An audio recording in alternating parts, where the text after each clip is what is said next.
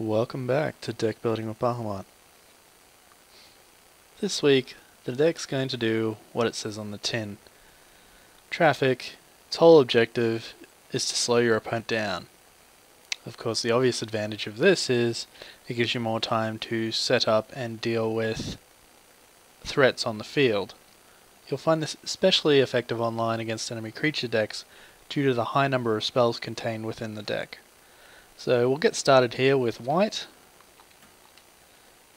and start chucking in our cards. Now the first one we have here, Declaration of Stone, always useful because of the exile effect, and a nice cheap removal spell. So I'll be putting both of those in.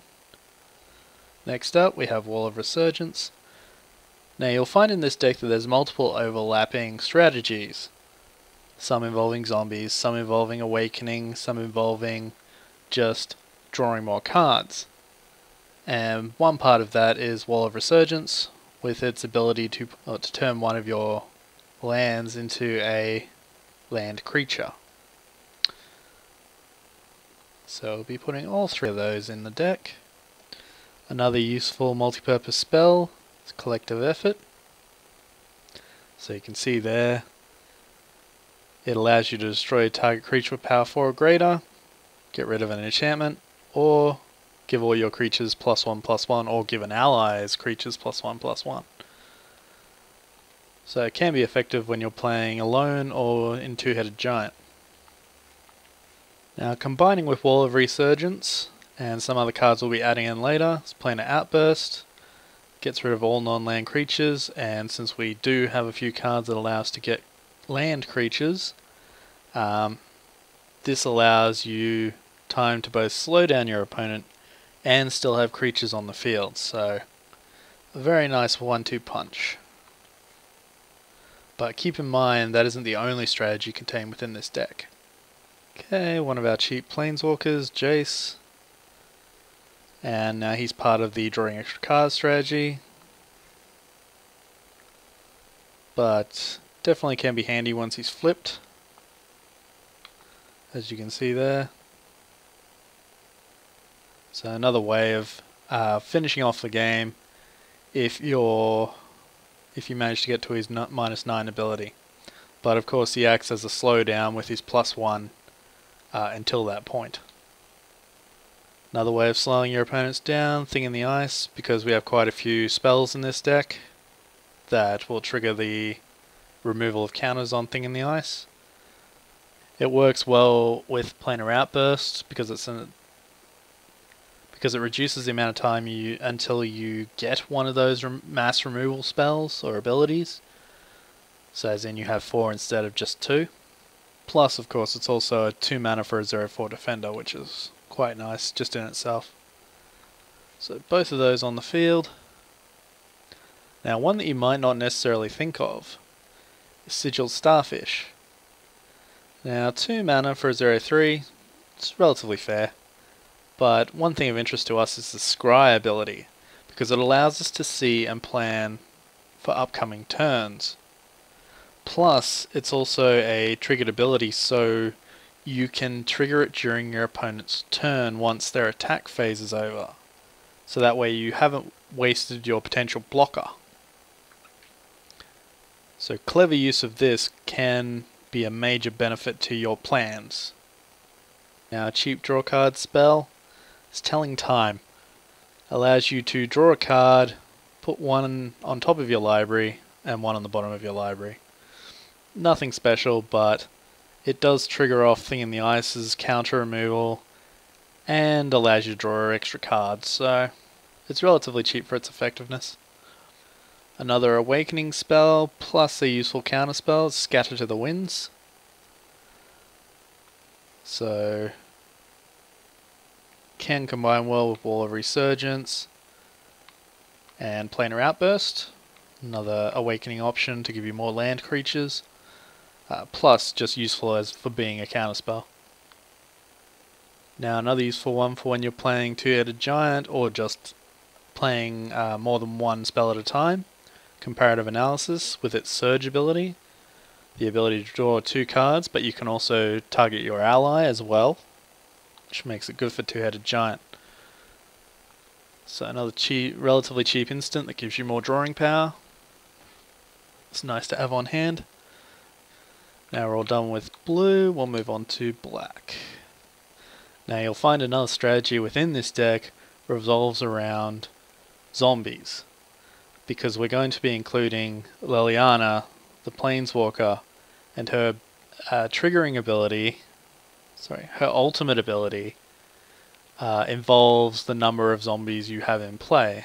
And Zombie Rat acts as a very good slowdown because of its Death Touch ability, and is a zombie as well, so can be enhanced by Liliana's ability.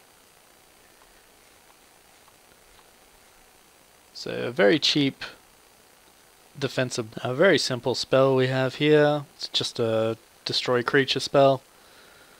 3 mana, destroys a creature. It's pretty basic, but handy nonetheless. And we'll be putting in 3 of those. Now moving on to our more interesting cards. We have Liliana, the Last Hope. So you can see there, she's very effective at slowing down your opponent's attackers.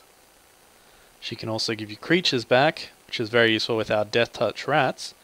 And her -7 ability gives you a butt ton of zombies, especially when combined with another card we'll be putting in shortly, which is Kalitas, Trader of Get. So his ability to instantly get a 2/2 zombie creature whenever you kill an opposing creature gels well with Liliana's final ability.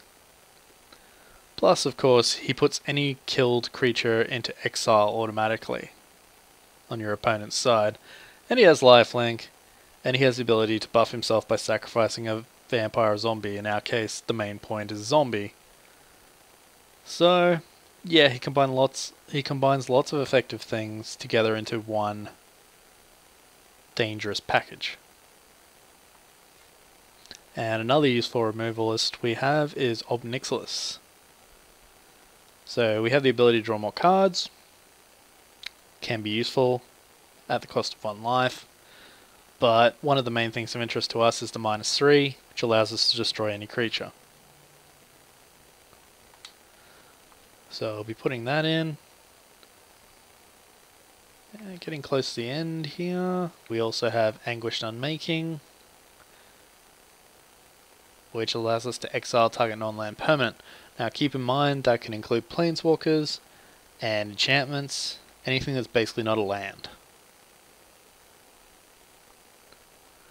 which can be extremely effective in crippling your opponent's abilities. And of course, our final mixed type planeswalker, we have Sorin.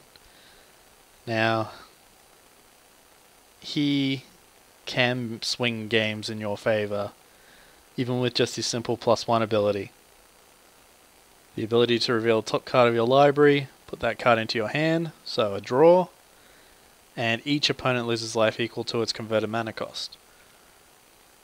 Now, while we don't have a huge number of high converted mana cost cards in our deck, we do have a few planeswalkers and other cards that do cost at least 3 or more, so it can be a nice chip damage effect while you're building him up. Another thing of interest to us is the -X, which allows us to kill creature or planeswalker and gain life.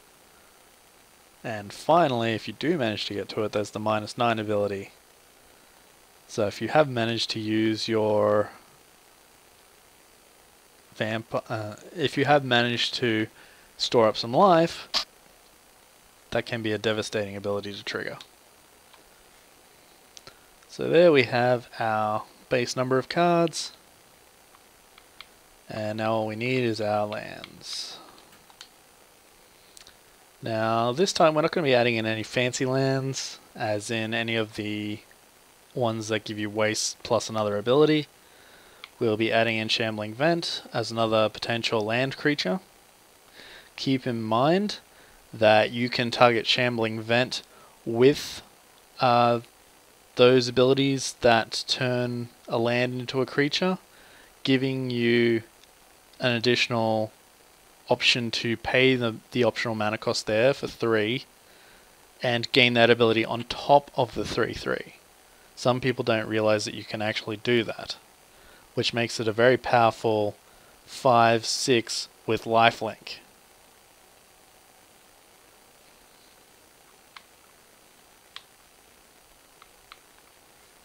And we'll be putting in all our dual type lands.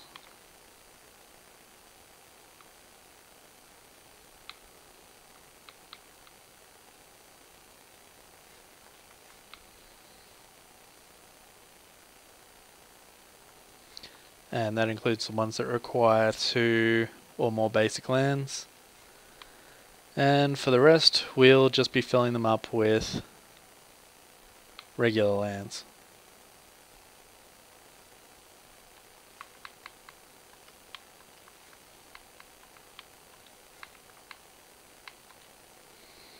And there we go. We have the traffic deck. So let's have a quick look. And what we have here, you can see it's a nice equal distribution of colors. You can also see the majority of your cards are quite cheap, so your speed should be relatively decent. And you can also see that the distribution of creatures and spells is tilted quite highly in favor of spells, but your draw ability should allow you to compensate for that lower number of creatures. Okay, the deck's complete. We'll move on to our star ratings.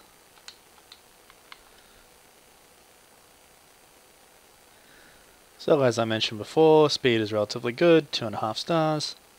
Our strength doesn't come from our creatures, it comes from our control, which you can see there, shown by the star ratings. And our synergy, because of our variety of strategies and spells and creatures, there isn't really a lot of obvious synergy there, but we do have multiple types of strategy revolving within the same deck, so it's another way. Our synergy rating doesn't really represent that. Okay, and off we go.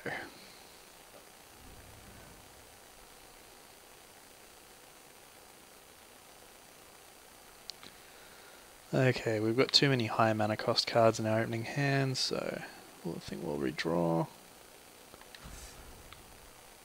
Alright, there we go. At least we have our multiple types, and we have a few cheap cards to start with, so I'm happy with that one.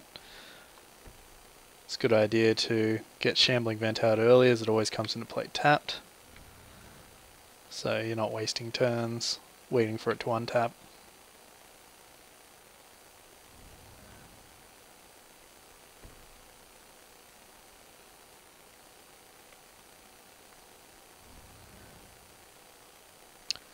And we should probably get Sigiled Starfish out pretty early as well. Which will allow us to see if the upcoming cards are going to be useful to us.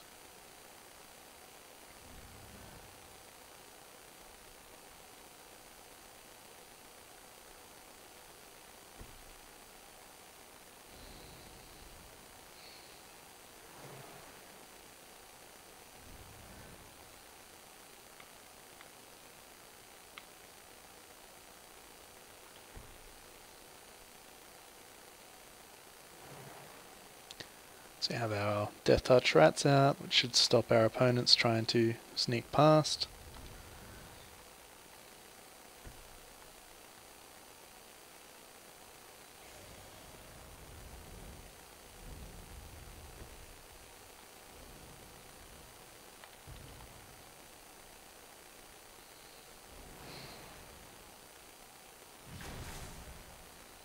Okay, so there's no point playing rats until we've dealt with that.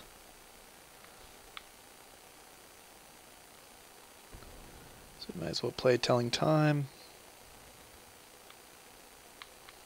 which gives us Thing in the Ice.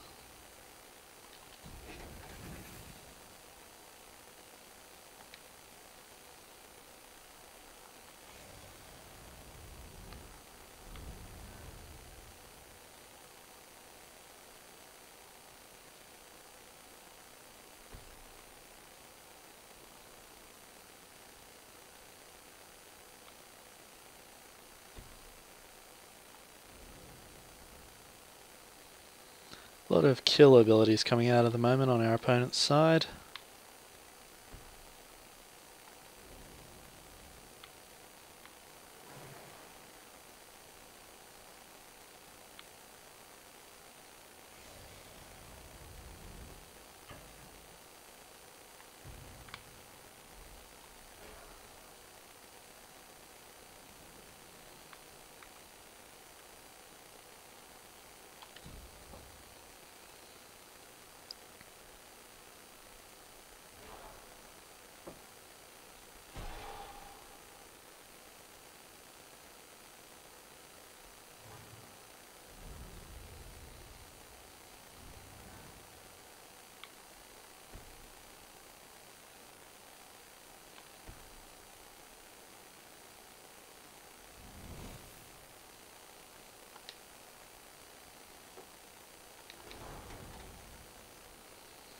Knew that was likely, but there wasn't much we could do about it at this point due to mana restrictions. Okay, so hopefully now we can settle into our groove.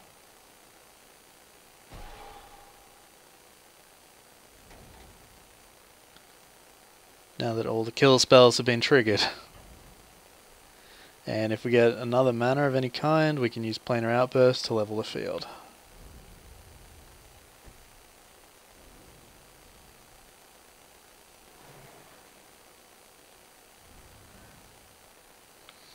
And there we go.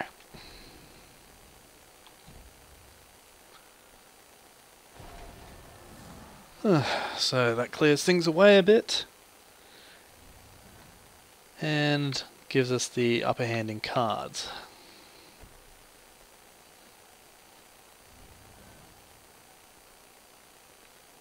Okay. Well, we don't really need to rush with... don't really need to rush anything into play because our opponent probably doesn't have haste. So we can get another Shambling Vent out to act as double lifesteal if we transform them.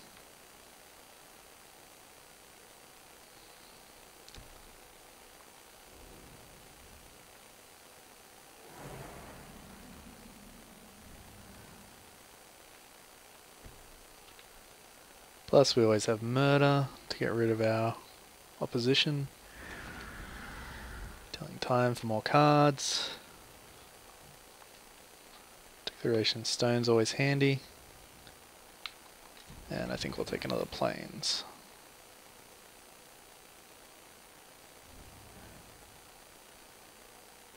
So as you can see here, we're setting up our lands at this point. And our planeswalkers while we can.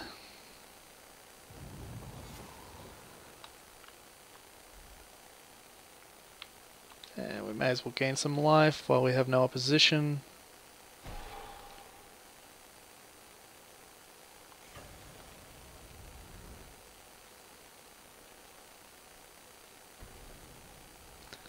Okay, well at least that gets that out of the way.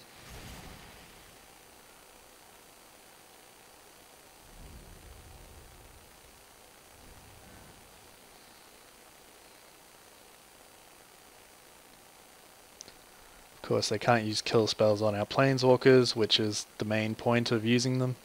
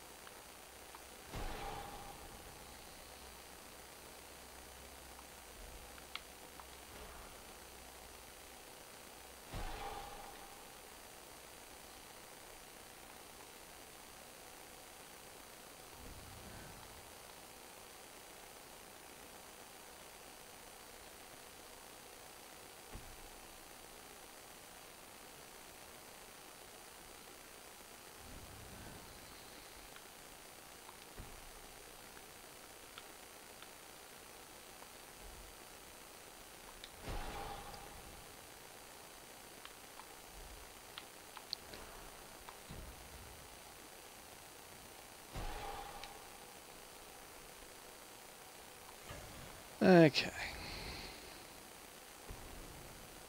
And there we go, another kill spell. What a surprise. Seems to be what most of their deck is made of. We still have our Declaration Stone and our Planeswalkers to deal with any imminent threats. Okay, well, it's turned into a creatureless stalemate at this point.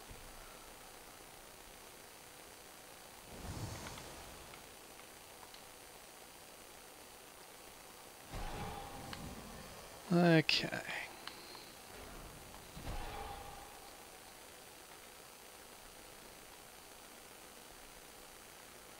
But of course, there's only so many kill spells your opponent can use. Eventually they'll run out. As you can see, has happened. And of course we now have a counterspell, which makes things a bit easier for us.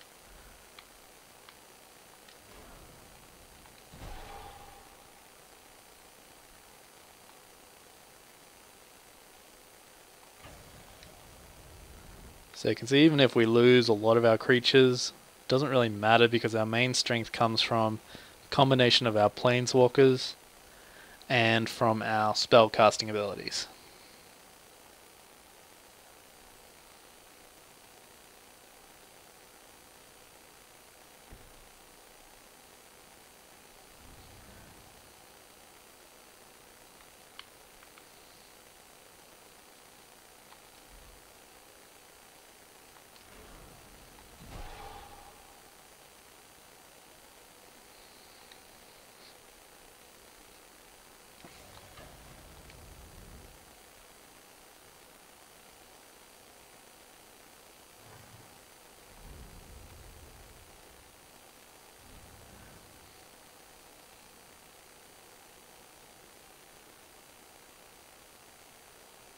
Of course, depending on the style of deck you're playing, so if you're playing against a deck that has a high number of quick creatures or kill spells, you'll have different strategies relating to each one, so, and different effectiveness depending on which cards you draw. Okay, now we've got Liliana up to her full power. Can trigger her emblem, which gives us basically an infinite army of zombies. So, all that's left now is to slowly grind away at our opponent until they die. Because it becomes very difficult to deal with the zombie advance.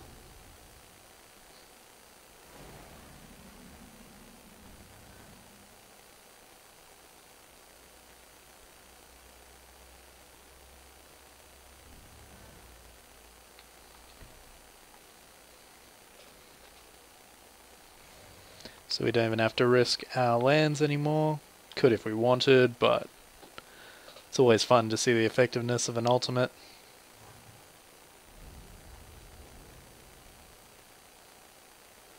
So as you can see there, the continual gaining of zombies increases over time. Of course, if your opponent had Declaration Stone or something like that, you'd lose them all in one go, but you would gain some replacements shortly anyway.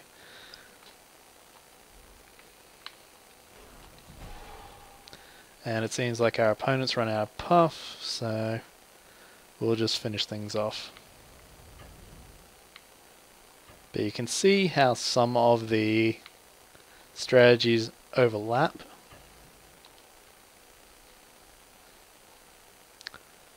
So for example, Liliana and the Awakening, plus a lot of the spell casting affecting Thing in the Ice, for example. So there's a lot of interlinked strategies there, and of course you can adjust the amount of lands or spells to suit your playstyle, but the general thread overall is still the same. So I think that's it for this week. You've got a pretty good idea, or you should have a pretty good idea now of how that kind of deck works. And I'll see you next time on Deck Building with Bahumaut.